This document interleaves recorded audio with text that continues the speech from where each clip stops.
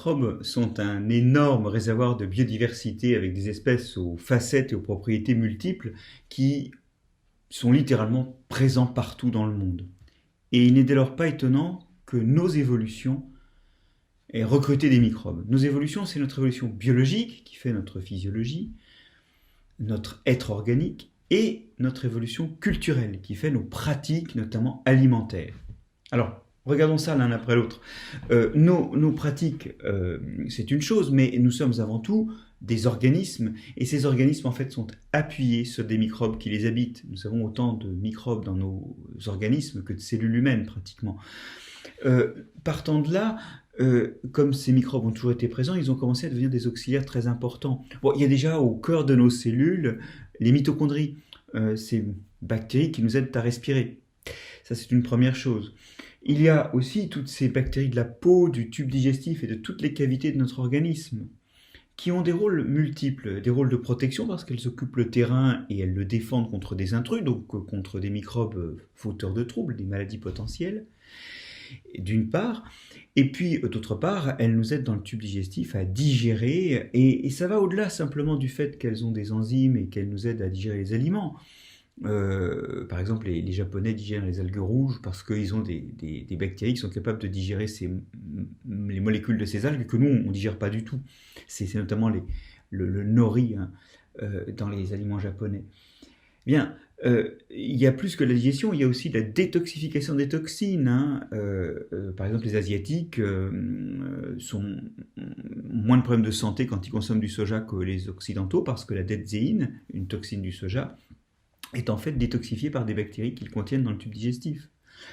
Il y a donc également, dans le cas de la digestion, cette protection contre des toxines, et puis il y a la synthèse de vitamines. Une partie de nos vitamines, c'est les vitamines que fabriquent d'abord pour eux, mais aussi on en profite finalement, les micro-organismes de notre tube digestif. Mais ça ne s'arrête pas à la protection et à la digestion, cette histoire-là. Les molécules produites par les microbes de notre peau ou de notre tube digestif ont des effets régulateurs sur le fonctionnement du système immunitaire ou même sur le fonctionnement du système nerveux et notamment sur l'humeur. Donc ça va très très loin. En fait, nous sommes vraiment construits avec des microbes et ce qu'on appelle le microbiote, c'est-à-dire l'ensemble des microbes qui nous habitent, est vraiment quelque chose qui construit notre être biologique. Alors, c'est vrai qu'on a tendance à l'oublier parce que actuellement, on est dans une période plutôt troublée par un microbe, et c'est d'ailleurs ce qui fait que je n'ai pas la chance de vous raconter ces histoires-là en direct et de visu, voire autour d'un verre, ce qui aurait été encore plus agréable. Mais il ne faut pas imaginer que les microbes se réduisent à une de leurs facettes. Il faut être ni négatif, ni naïvement positif. Les microbes sont bons et mauvais, ils ont les deux propriétés, mais ceux qui sont bons sont incontournables pour notre santé et pour notre fonctionnement, parce que notre évolution biologique s'est faite avec eux. Alors j'ai dit tout à l'heure qu'il y avait une autre évolution, l'évolution culturelle. L'homme est aussi un animal culturel, et ces pratiques culturelles, notamment alimentaires, ont beaucoup utilisé les microbes. Je vais bien sûr parler des fermentations alimentaires, et les fermentations alimentaires recrutent des microbes qui font partie d'une espèce de microbiote culturel. Ce microbiote-là, c'est pas un microbiote qui accompagne chacun d'entre nous, mais c'est bel et bien un microbiote qui accompagne nos civilisations ou nos groupes humains que certains gèrent pour la collectivité, mais qui sont réellement des attributs de la collectivité. Alors pourquoi fermente-t-on les aliments ? Aujourd'hui, on a tendance à dire que c'est parce que c'est bon, les aliments fermentés. Alors c'est sûr qu'il y a un très bon fromage, un jambon cru ou un saucisson bien affiné, c'est magnifique. Ou une boisson fermentée, je vous laisse deviner lesquelles, c'est magnifique aussi. Non, le vrai problème, c'est que les enfants n'aiment pas du tout ces goûts-là. Mais pas du tout. Et d'ailleurs, ils mettent du temps à s'habituer au goût prononcé des aliments fermentés. C'est pas du tout quelque chose qui est spontané, c'est quelque chose qu'on apprend. Alors pourquoi nos parents nous ont-ils transmis, nous ont-ils formés à consommer des aliments, disons-le crûment, des aliments pourris ? Parce que clairement, c'est des aliments qui ont commencé à se décomposer. Alors c'est parce qu'en fait, les pratiques de préparation des aliments fermentés canalisent cette décomposition qui est incomplète et qui se fait d'une façon qui va abriter des microbes favorables par le dessèchement de l'aliment, par l'ajout de sel, par le fait de l'avoir mis au frais. On va canaliser les microbes, la diversité microbienne qui va coloniser ces aliments, et on va obtenir des aliments qui ont des propriétés intéressantes. D'abord, ils sont occupés par des microbes qui vont faire écran de leur présence, écran de l'acidité qu'ils ont fabriqué, qui est un antimicrobien assez puissant, l'acidité, ou écran même de l'alcool qu'ils ont fabriqué dans les cas où la fermentation est alcoolique. Donc, on retrouve une fonction d'écran qui empêche l'installation de microbes indésirables qui seraient, eux, indigestes ou pathogènes. Bien. De plus, l'installation de ces microbes commence à digérer les produits. Un fromage qui devient coulant, c'est un fromage qui est digéré par des microbes qui l'abritent et qui le colonisent. Alors c'est vrai qu'aujourd'hui ces aliments ne sont pas très difficiles à digérer pour nous, et l'aide à la digestion que représente la fermentation n'est pas énorme. Elle l'a été plus à l'époque du faisandage, où les muscles des animaux que l'on chassait étaient un peu durs, et où sans les faisander, eh bien ma foi, on ne pouvait pas les manger. Non, mais par contre, ce qui est certain, c'est qu'en termes alimentaires, ces microbes vont amener deux choses. D'abord, ils vont détoxifier les toxines des aliments. Et oui, on retrouve cette fonction. Autrefois, nos ancêtres étaient incapables de digérer le lactose à l'âge adulte. Et s'ils ont fait du fromage, c'est avant tout parce que c'était une façon de ne plus avoir de lactose dans l'aliment, les microbes l'ayant consommé. Eh oui, nos ancêtres, les premiers Européens qui ont élevé des vaches et trait ces vaches, étaient intolérants au lactose à l'âge adulte. C'est que plus tard que nous sommes devenus tolérants au lactose. Beaucoup de plantes, je pense au manioc ou aux céréales, contiennent des toxines, des phytates dans les céréales, des composés cyanogénétiques dans le manioc, et c'est en les faisant fermenter qu'on les détoxifie parce que, pour le coup, les microbes commencent par détruire ces toxines pour s'en protéger eux-mêmes. Et puis, les microbes qu'on a sur les aliments, il faut comprendre que ces aliments sont souvent des aliments stockés, donc toutes les vitamines qu'ils contenaient sont oxydées avec le temps. Mais s'il y a des cellules microbiennes vivantes, il y a des microbes. Il y a, je veux dire, des vitamines dans ces cellules. Et ça, c'est vraiment important, parce que ça veut dire que ces aliments qui perdent leur qualité vitaminique les conservent s'il y a des microbes dessus. Vitamine B du yaourt, vitamine K du natto, ce soja fermenté, vitamine C dans la choucroute, vitamine A sur les fromages qui sont colonisés par ces bactéries un petit peu oranges, là, qui contiennent du carotène et qui sont en fait des bactéries qui contiennent un précurseur donc de la vitamine A. Donc vous voyez que finalement l'aliment se retrouve finalement plus comestible et plus riche quand il est fermenté. Et ça, c'est des choses qui ont été sélectionnées dans nos pratiques culturelles parce qu'elles amélioraient l'alimentation. Alors, vous le voyez, on retrouve les mêmes fonctions, aide à la digestion, protection, détoxification, synthèse de vitamines dans les fermentations et dans les rôles biologiques de notre microbiote. C'est assez intéressant, c'est un biomimétisme complètement inconscient, et d'autant plus inconscient que ces aliments fermentés, eh bien on les a mis en place à une époque où on ne connaissait pas les microbes. Alors entendons-nous maintenant, on a des frigos, on a des produits frais autant qu'on veut, on n'a plus besoin de microbes. Oui, mais le trait culturel continue à se transmettre.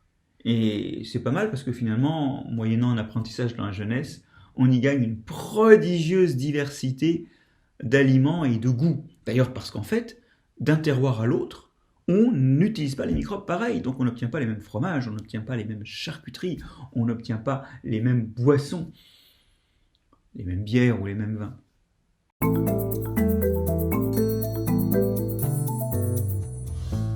Je vous ai montré que notre évolution biologique avait recruté des microbes.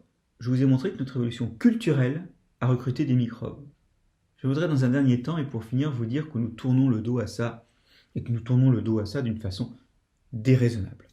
En effet, nous avons des pratiques d'hygiène qui nous ont protégés des maladies, ça c'est sûr, mais qui font qu'aujourd'hui nous mangeons beaucoup plus proprement qu'autrefois, nous sommes dans un environnement beaucoup plus propre qu'autrefois, et du coup, nos organismes sont colonisés par une diversité microbienne réduite. Et on sait aujourd'hui qu'un certain nombre de maladies de la modernité qui explosent en Occident, mais moins dans le monde rural et pas du tout dans les populations qui ne vivent pas à l'occidental, un certain nombre de maladies sont en fait en partie dues à la réduction de diversité microbienne dans notre organisme. Par exemple, toutes les maladies du métabolisme, les diabètes, l'obésité, sont en partie dues à des causes microbiennes, une diversité de microbiote digestif insuffisante. Des maladies du comportement, comme l'autisme ou des maladies de l'âge comme la maladie de Parkinson sont liées également à en partie, il y a des causes autres aussi, mais en partie à un microbiote insuffisamment diversifié. Et puis on a toutes les maladies du système immunitaire, allergies, eczéma, toutes ces maladies, effectivement, sont des maladies qui sont dues ou liées à un microbiote insuffisamment développé. Arrivé là, bien sûr, toutes ces maladies ont des causes multiples, elles ont aussi des causes génétiques et environnementales, mais on se dit que finalement, il faut retrouver une saleté propre. C'est ce dont je parle dans mon livre Jamais seul, où je vous montre que tout est accompagné de microbes. C'est qu'il faut retrouver cette finalement saleté qui est plus propre à nous protéger que l'hygiène absolue. Là où c'est inquiétant, c'est qu'en fait, dans la production de nos aliments, nous commençons à avoir de moins en moins recours à une diversité de microbes fermentaires élevée. Or, c'est clairement quelque chose qui est bon pour notre santé.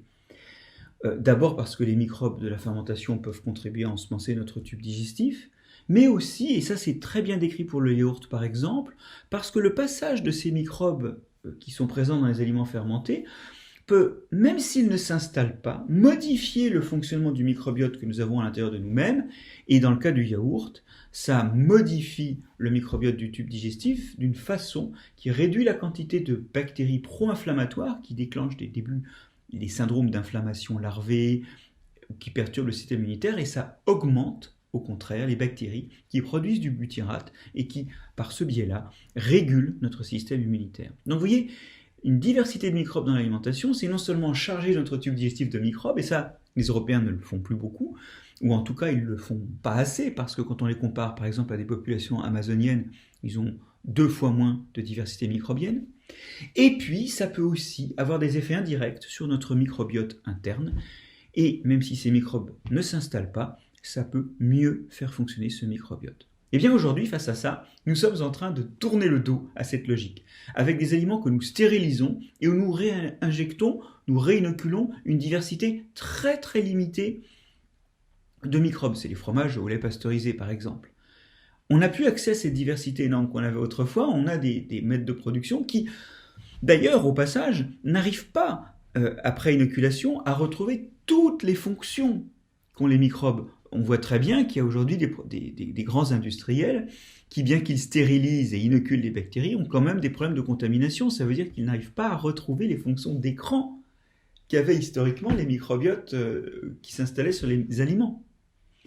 Donc on a aujourd'hui des tendances à stériliser et réinoculer quelques microbes connus et à casser les pieds à ceux qui veulent continuer à faire des fromages par exemple ou des aliments fermentés à l'ancienne et inoculés un petit peu avec les microbes du terroir. Et ça se traduit par exemple par ces recommandations de l'ANSES qui nous dit qu'il ne faut pas donner de fromage au lait cru aux enfants de moins de 5 ans, et ça passe dans les cantines maintenant, et qui voudrait maintenant même étendre cet âge à 10 ans. Alors même que d'autres études montrent très bien que l'exposition au fromage au lait cru réduit les probabilités d'eczéma, d'asthme et même de schizophrénie. Enfin, ça permet un meilleur développement du système immunitaire, du système nerveux et du système digestif. Et donc, je pense qu'il faut vraiment maintenant essayer de retrouver cette logique dans un monde qui est héritier d'un hygiénisme qui nous a protégés des maladies. Il faut absolument arriver à retrouver cette présence microbienne, cette saleté propre qui nous protégera plus.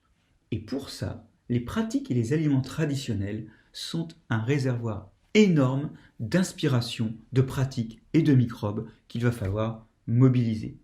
J'aurais vraiment voulu être parmi vous pour vous en parler plus, mais bon, ce n'est que partie remise. J'espère vous voir bientôt, j'espère que vous vous porterez bien, que vous vous souviendrez que certains microbes, par contre, doivent entraîner la méfiance, mais que d'autres sont des portes à ouvrir pour l'avenir. Ouvrons ces portes ensemble.